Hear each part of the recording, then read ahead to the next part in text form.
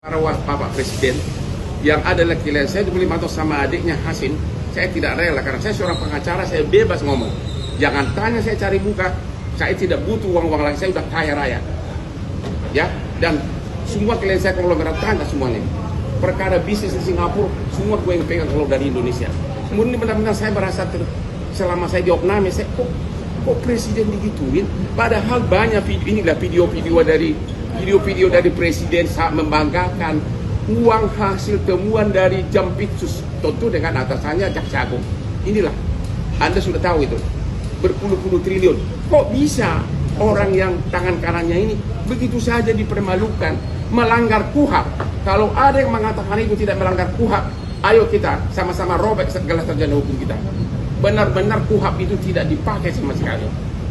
Ya, benar-benar saya merasa kok presiden digituin, padahal belum ada zaman dulu pun sejak dari SBY, dari mulai Jokowi, kejaksaan ratusan triliun, udah 430 triliun uang cash masuk ke kas negara.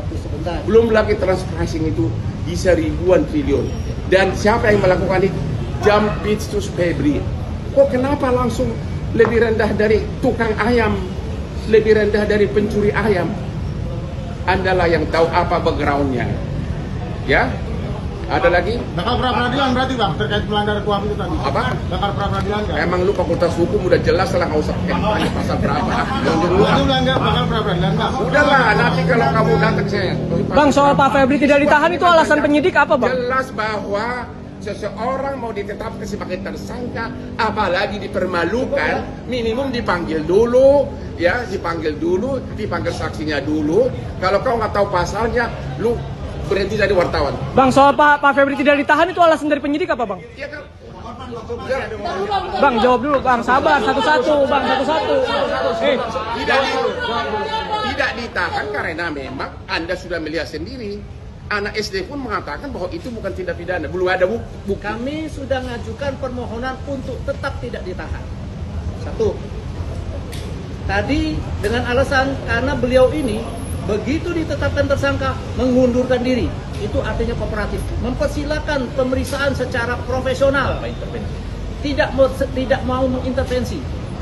Oke, selanjutnya kedua, karena sudah tidak Jampitsus, dia tidak bisa mengatur apapun yang ada di dalam sini lagi. Sudah ada PRT-nya.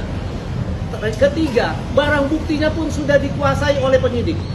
Apalagi, itu alasan-alasan yang selama ini dikeluarkan oleh penyidik untuk melakukan penahanan. Yang terakhir, karena ada upaya hukum cekal, tidak perlu ditakutkan lagi dia keluar negeri. Menurut kami, itulah alasan yang